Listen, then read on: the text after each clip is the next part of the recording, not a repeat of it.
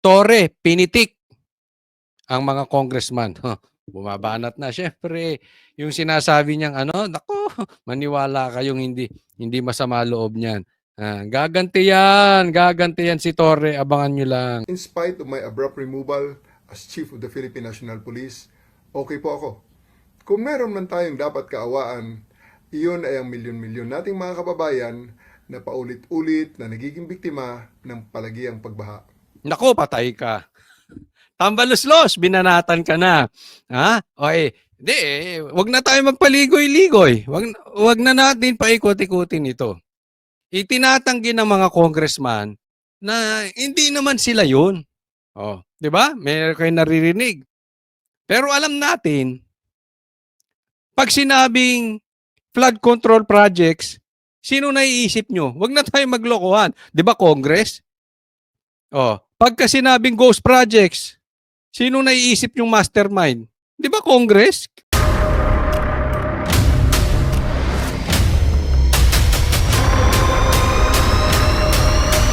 Bago tayo mag-umpisa, baka pwede nyong i-like ang video na to. Malaking bagay ang like sa aming mga content creators. Maraming salamat po.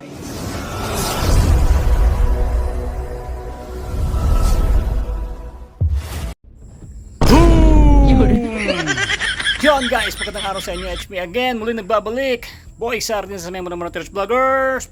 Bang bang! Yon, napakaganda ng pag-uusapan ng mga kababayan. No, Torre, maghihigante na. Alright, mga congressman, sina Paul. Sa Paul, tagusan hanggang buto ang pasaling ni Idol Torre. Yan ang mga gusto ko sa'yo, boss.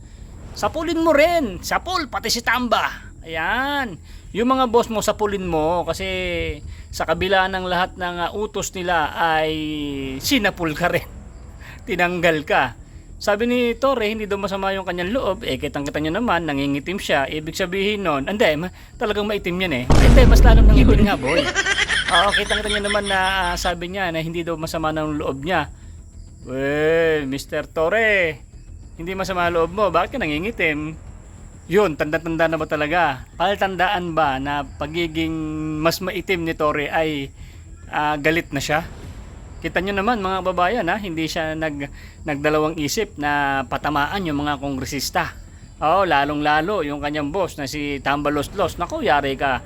Yari ka ngayon, Torre.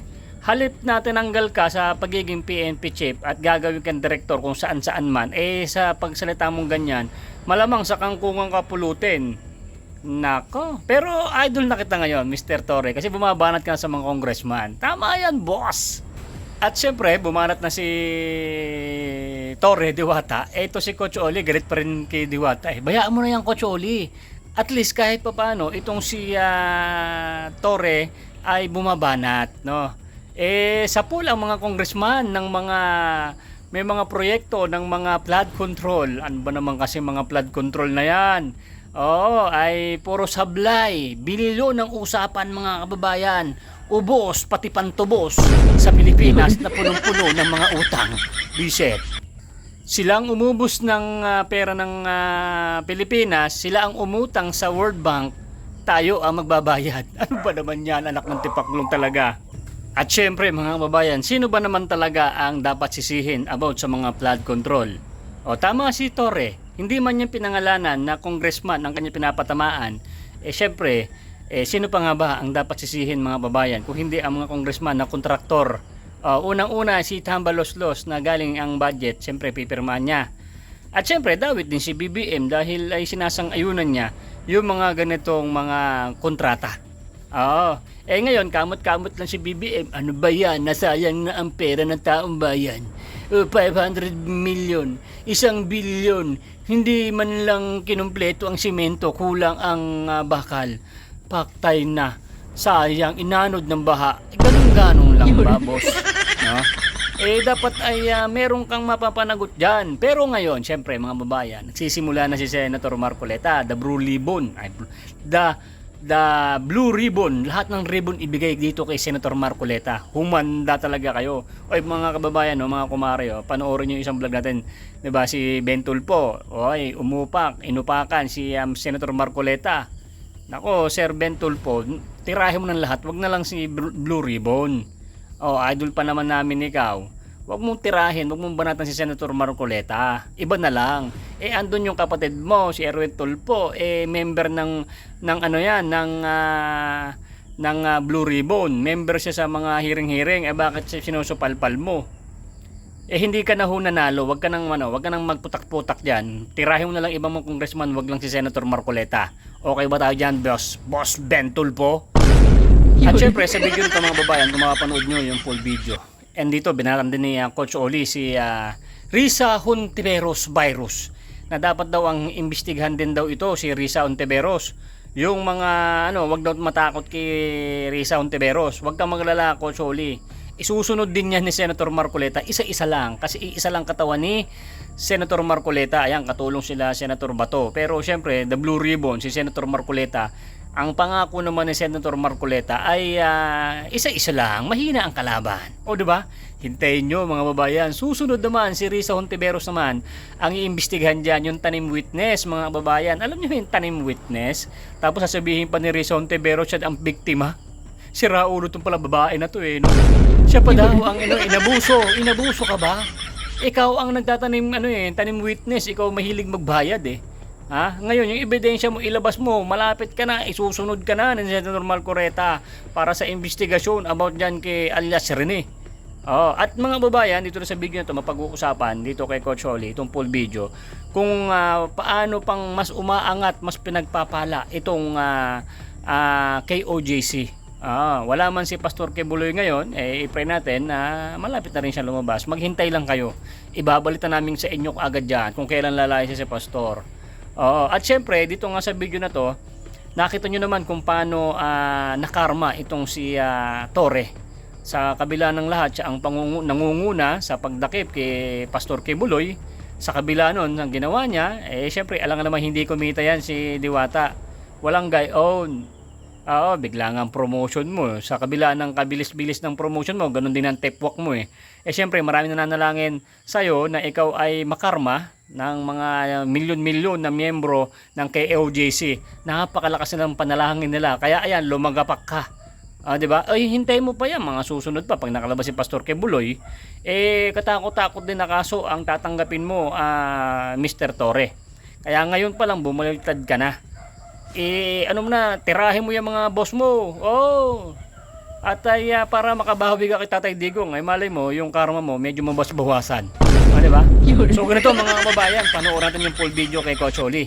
At kung nagustuhan mo itong video na to, itong vlog natin, don't forget to like. Isang like mo lang dyan mga kumare ko, mga kumpare ko. Shoutout po sa inyo dyan lahat. Sa mga nagko-comment dyan, shoutout po sa inyo. Maraming salamat po sa panonood ng ating vlog, tapos nilalike nyo yung video natin at tapos nagka-subscribe ka pa para lagi po kayong updated sa ating mga video. Nag-upload tayo ng alas 10 ng umaga, tapos sa hapon, alas 6 ng hapon. Ganun po yun.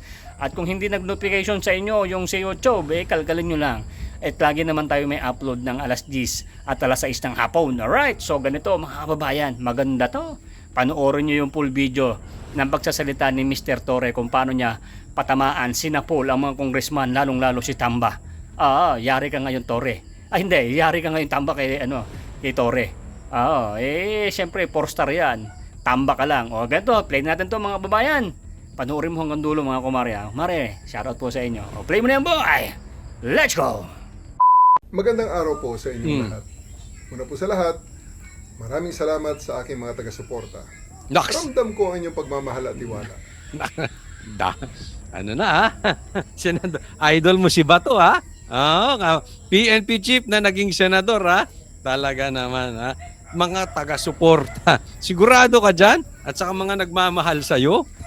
Ako, alam ko, ang nagmamahal lang sa'yo, Dilawan. Baka nga yung mga Makamarcos, hindi na nga kasi tinanggal ka pula mismo nagtanggal sa'yo. Sinong nagre-react? Sinong nagagalit? Kaway-kaway sa mga Dilawan dyan. Pumupunta din sila sa Facebook. Pag sumugod yan, bulto-bulto yan. Pero check-in ninyo. Walang post. Nakalock ang profile. Halatang bayad sige, pasalamatan mo yung mga Dilawan. Sa gitna ng lahat ng kaganapan at nagaganap, ang inyong mga salita at panalangin ang nagsisilbi nagsilbi at magsisilbing lakas at inspirasyon ko. Ikalawa, salamat din sa mga naawa sa akin. Ngunit hinihiling ko sa inyo, huwag niyo akong kaawaan. Eto luto, hindi ka nalaka namin kakaawa. Laki daw ng kinita mo eh. Sabi yan na, sabi. Oo. Ewan ko kung totoo yun na malaki daw kinita mo. Pero, imposible naman gagalaw ng walang kinita. Oh, sa aking opinion lang naman yon, di ba? Magpakatotoo na tayo, di ba? Lahat ng bagay sa mundo may galaw, 'di ba? Magtatrabaho ka ba nang wala kang kikitain? Of course hindi. 'Di ba? Oo, lalo na 'di ba si Pastor Kibuloy yung dinala mo doon, malaking tao. Tapos mas malaki bang tao si PRRD? Oh, don't tell me libre 'yun. Gaya ng sinasabi ng maraming mga politiko, ang kanilang serbisyo ay libre. Pero kung libre yon, edi sige, ikaw na masunod. Pero hindi talaga kami maawa sa'yo. Oo. Dahil isipin mo, binaboy mo isang reliyon. Pumasok ka ron. Dahil sa utos, kung ikaw ba naman nag-iisip, kung hindi ka ba naman loko-loko. 'Di ba? Kahit ako halimbawa, hindi ako iglesia. Hindi ako Muslim. Alangan namang utusan ako, pasukin ko 'yun. 'Di ba? Dahil sa tingin ko meron akong kailangang gawin doon. Bababuyin, tama ba 'yun? Hindi naman kailangan nag-iisip ka. Dating presidente kidnapin nyo. Sabi ni Amy 'yun hindi nyo pinadaan sa due process. Sino maaawa sa iyo? 'Di ba? Tapos ang sabi pa ng marami ang bulong-bulungan. Pero ito'y bulong-bulungan, hindi ko sinasabi, pero yung mga nakakarating sa akin, bulong-bulungan lang naman. Bulong-bulungan lang. Hindi ko po kino-confirm kung ito'y totoo. Pero usually, yung aking mga opinion sumushoot, sabi ko sa inyo 'di ba? Pero hindi ako naniniwala kasi ang sabi daw nung umuwi ka daw from Davao, malaki daw ang naiuwi mo nung sumuko si Pastor Kibuloy sa ISAP. May mga kasama ka pang babae. Ay nako. Hindi ko inaano 'yon. Sabi ko, "Oy, wag kayong maniwala doon. Hindi totoo 'yon." Hindi, coach. Dito dumaan sa amin Airport ng Davao to. Hindi totoo yan. May private plane siguro yan. Posible namang dadaan dyan. Kaya ako din niniwala doon. Okay? Tuloy po tayo sa kuya. Kasi may kadugtong po yan. Iko-connect po natin. In spite of my abrupt removal as Chief of the Philippine National Police, okay po ako. Kung meron man tayong dapat kaawaan, iyon ay ang milyon-milyon nating mga kababayan na paulit-ulit na nagiging biktima ng palagiang pagbaha. Nako, patay ka. Tambaluslos, binanatan ka na. Wag na tayo magpaligoy-ligoy. Wag na natin paikot-ikutin ito. Itinatanggi ng mga congressman na hindi naman sila yun. 'Di ba? Meron kayo naririnig. Pero alam natin, pag sinabing flood control projects, sino naiisip nyo? Huwag na tayo maglokohan. Di ba, Congress? Pagka sinabing ghost projects, sino naiisip yung mastermind? Di ba, Congress? Di ba? Nasa kanilang power of the purse nga ika nga. Di ba? Pinipitik niya na. Sino pinaparinggan niya dito? Ang dapat kaawaan, isipin mo na binabaha kayo dyan. Bahang-baha na kayo. Tapos, etong lintik na mga congressman na ito, na sila naman daw ang contractor, tapos yung mga anak nila, nagfa-fine dining sa isang 5-star hotel. 700,000, dalawa lang silang kumain. Babae pa Baka maniwala pa ako kung si Boss Dada at saka si Jay Guevara yung tumira nun. ang lakas kumain nun. Pero hindi naman siguro aabot ng 700,000. Malaki na siguro yung kumain yung dalawa ng 30,000 sa isang sikat na hotel, na 5-star hotel. Malaki na yun. Siguro sumabog na at yan ng mga yun. Oh. Ito, dalawang babae, 700,000. Oh, samantalang yung congressman na yun, binabaha yung mga proyekto niya. Anak lang to, anak lang. Walang alam sa buhay kung hindi magpaganda. Pambihira ang buhay ito. Ito ha. May sinasabi kasi sila na paano mo raw malalaman ng karakter ng isang tao? Alisan mo ng pera. Oo, alisan mo ng pera. Kasi maraming tao nakasalalay ang personalidad sa pera. Alisan mo ng pera. O, tingnan natin kung kaya. O, kung saan dadamputin. Yeah. O. Kaya, nako, mga congressman, ingat kayo. Sila ang tunay na nangangailangan ng tulong at kalinga sa panahon ngayon. Sapagkat Pero saglit, bago ka tumuloy, kasi medyo pantay yung ating itsura ngayon eh. Di ba? Parang ulo to ulo tayo eh.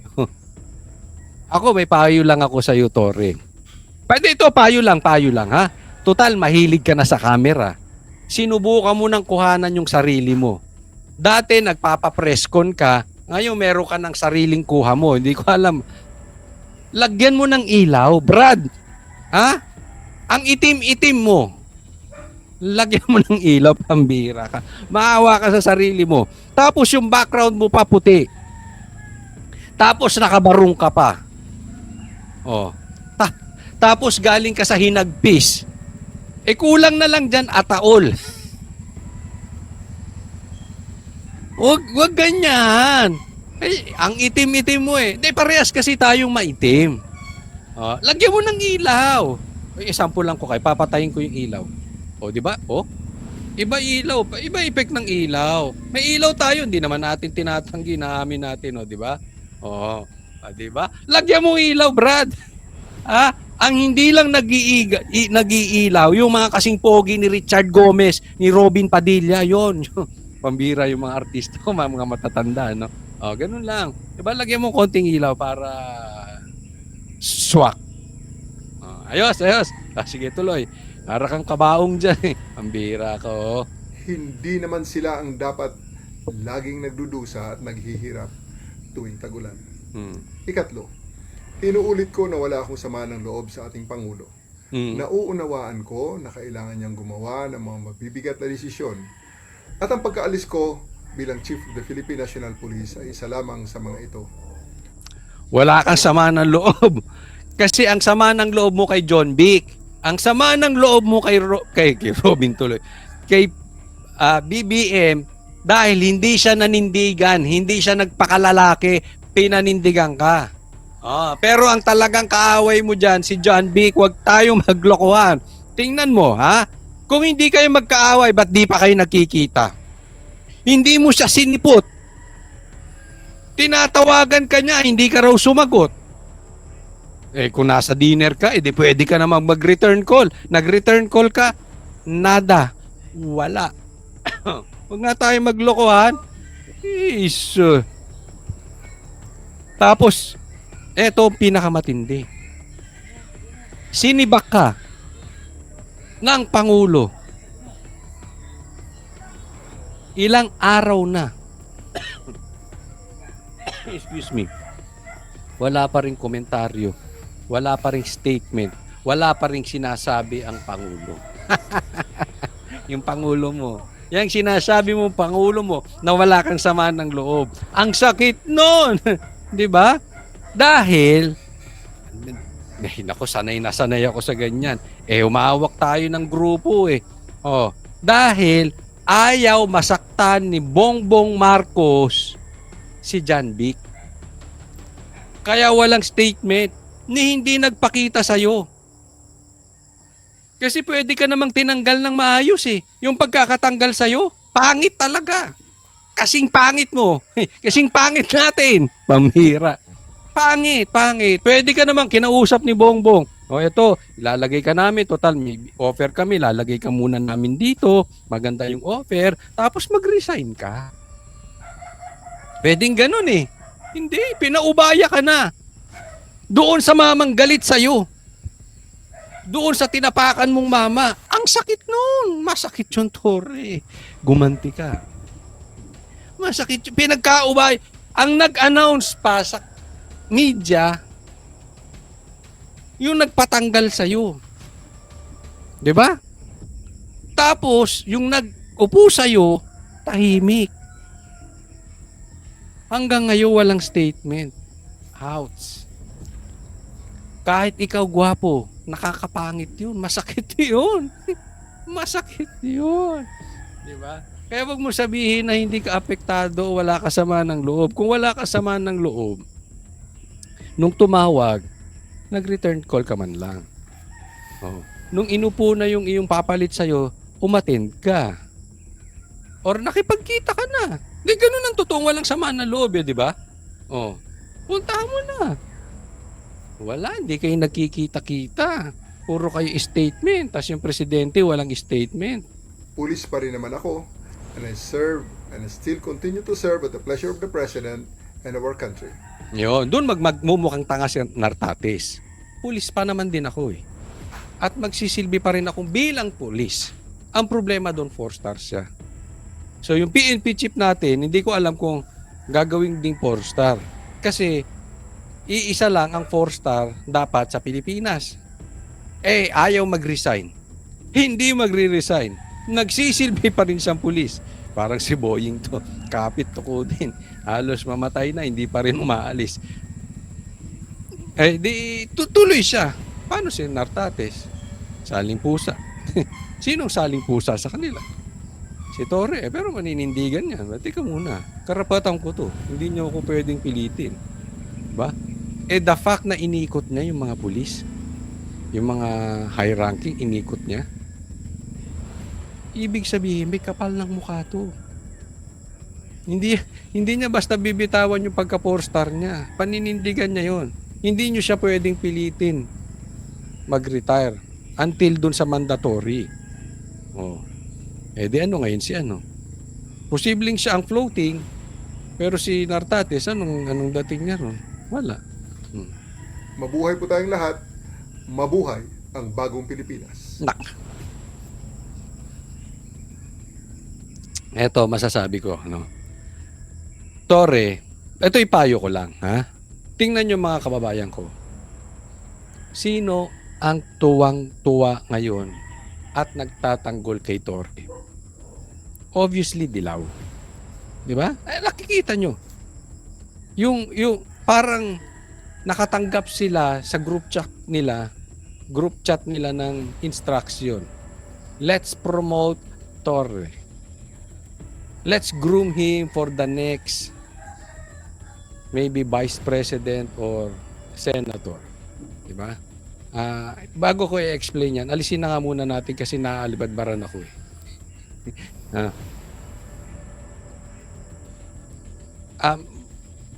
Pinopromote to si Torre. No. Torre, hindi ka ba nagtataka bakit gustong-gusto sa'yo ng Dilaw?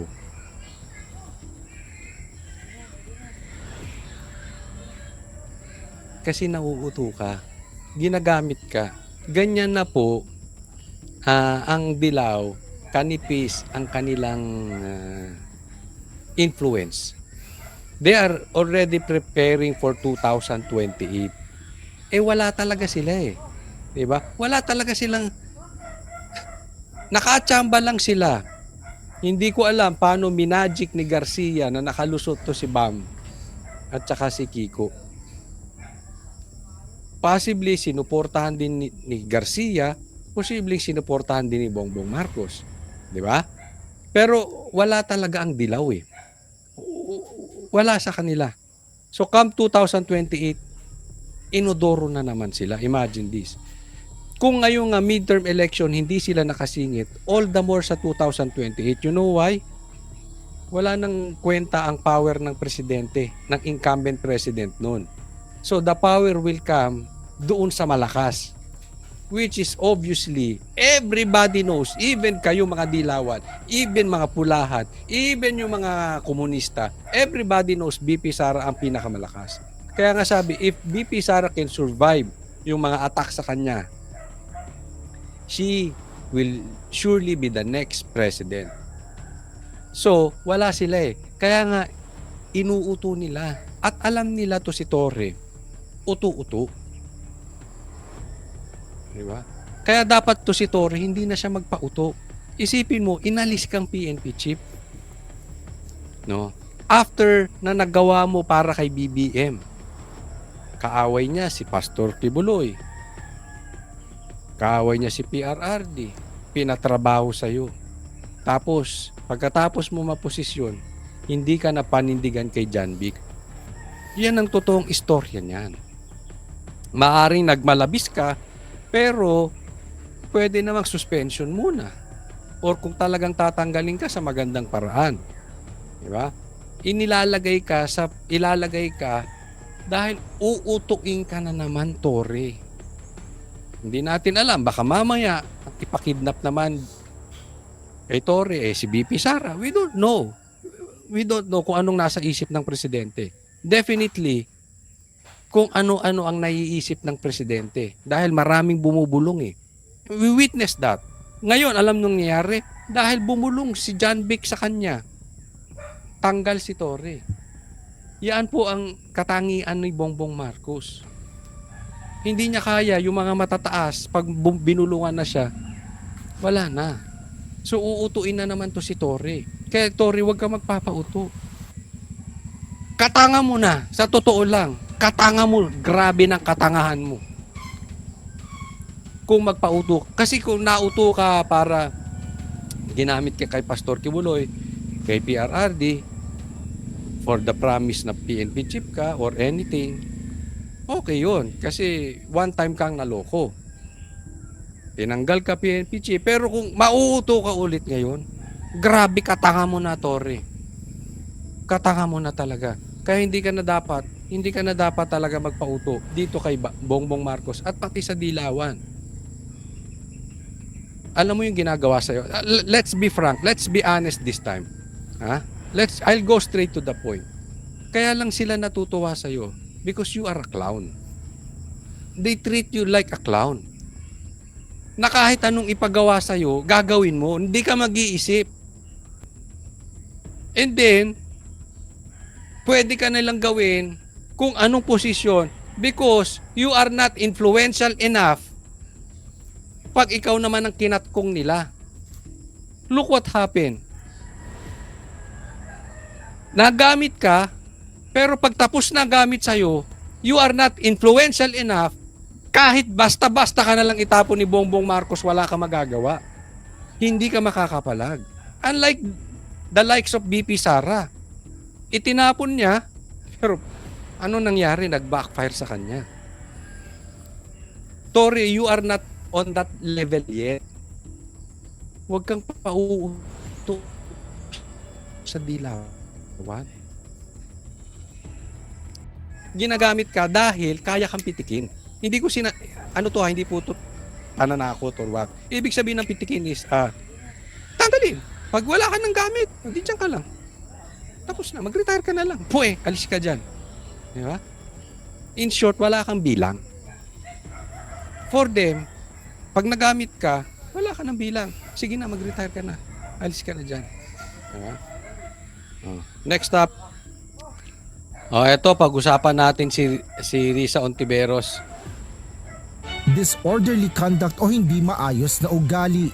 Ito ang inihaing reklamo sa Senate Committee on Ethics laban kay Senate Deputy Majority Leader Risa. Hindi talaga maayos sa ugali. Palibasa, nagchat-chat GPT ng jurisprudence, hindi maayos na ugali. Sabi nila yan Hindi, naniniwala ba kayo yung jurisprudence niya kaya daw mali-mali galing kay chat GPT. Nako, eto pa. Ito yung collab team ni Torre. Ang daming nagpo-promote. Nakikita nyo yung mga galaw ng Dilaw? Talagang they are desperate. Sino pinopromote ng Dilaw ngayon? Si Risa. The next standard bearer. Grabe. Napakadaming anomalya nitong tanim witness si Risa. Hanggang dyan na lang kayo talaga, Dilaw. Tapos si Torre, anong qualification ni Torre? Alam mo, kung ako madumi ang puso at ako'y pulis, yung ginawa ni Torre, kayang-kaya ko doon. Kayang-kaya ko yun. Kung wala akong puso at loko-loko ko, anong qualification yun? Ang dami mong kinuhang pulis eh. Makakapalag ba naman yung ibang tao? Anong magaling doon? 'Di ba? So yung pa pinopromote nila si Risa at saka si Torre, pambihira.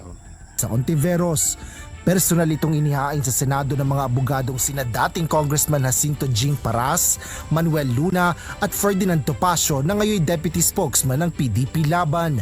Paliwanag ni Attorney Paras, hindi issue dito kung maniniwala sila o hindi, kundi dapat anya itong imbestigahan ng Senado. So, siguro kayong mga media na narinig nyo na yung statement noong si alias Rene. No? Itong si alias Rene, nagsabi siya na binayaran daw siya ng 1 million ni Senator Risa Hontiveros through her underlings to testify. Prior to that, nag-testify siya kasi she was asked to testify with some consideration. Yun, teka muna. Bago tayo mapunta doon, okay?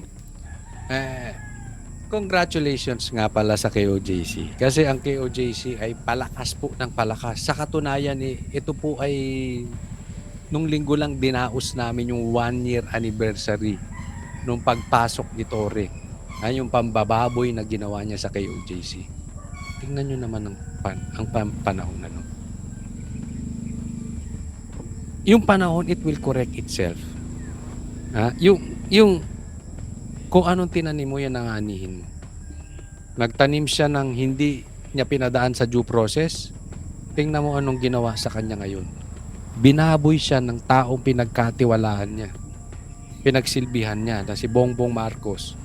Binaboy siya ng kasamahan niya na si John Vic. Di ba?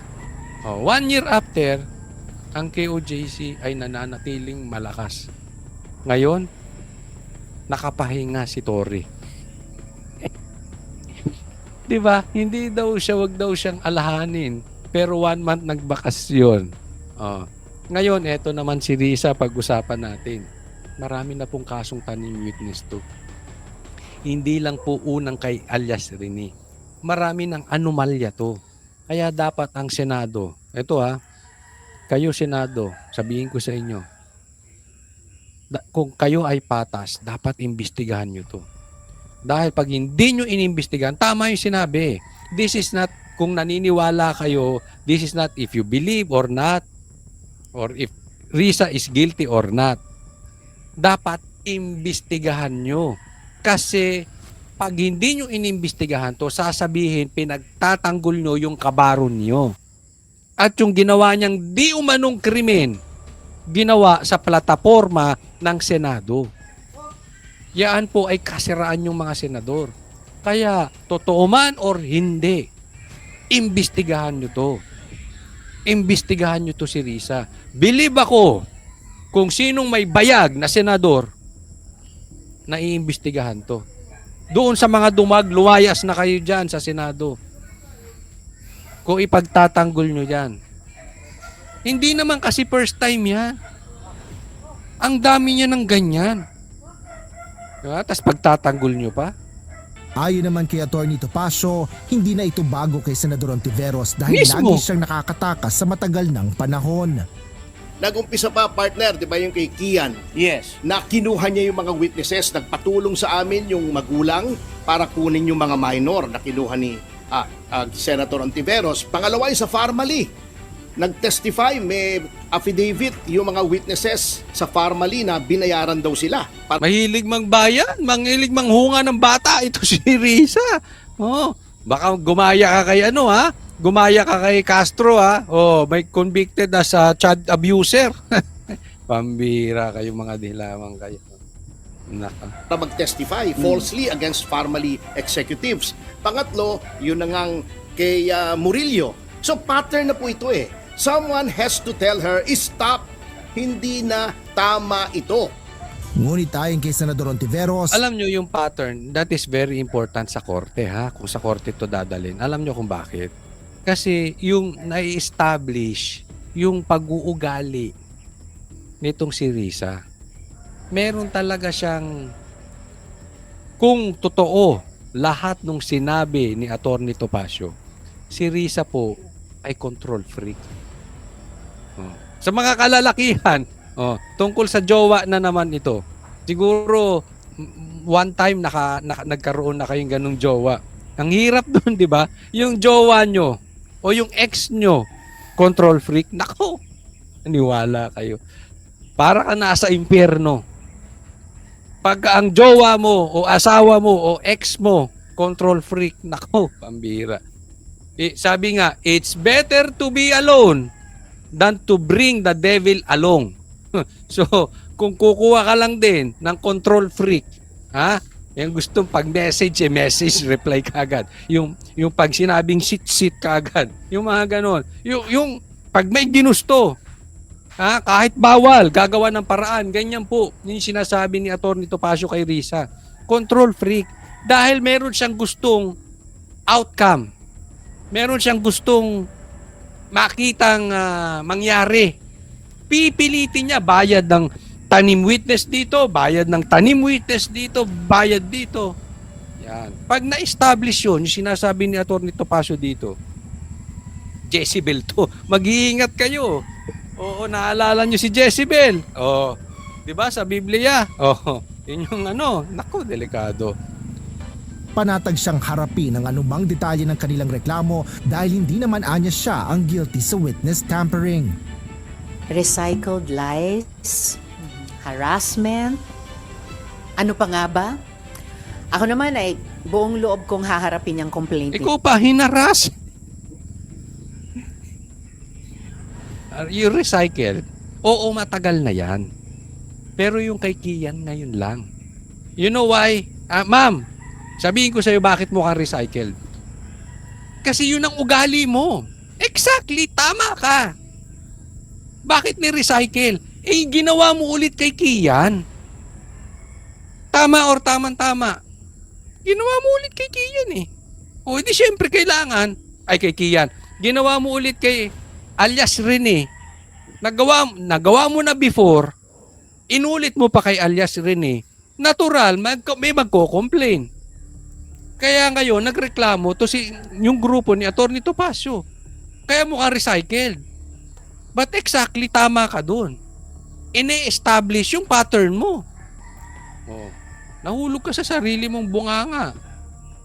Once na mabasa ko. Kompleto rin po kami ng resibo tungkol sa lahat ng mga witnesses o whistleblowers na lumapit sa opisina ko o lumapit sa aming komite sa alinmang investigasyon. Ito, simple lang. Pasimplehin natin, Risa. Pasimplehin natin. It's either sinungaling si Atty. Topacio or si alias Rene or ikaw sinungaling. Hindi po pwedeng parehas kayong tama. Di ba? Kasi sabi, binayaran mo siya at tanim witness lang siya. Gaya nung ginawa mo kila Kian, etc., etc. Ngayon, kung nagsasabi ka ng totoo, na gaya na sabi mo, ay meron kang sariling ebidensya. Kung meron kang sariling ebidensya, sinungaling sila. Dapat silang purasahan. Patas lang tayo. Kung kasalanan nila yan, dapat silang ikulong, parusahan yung mga yon.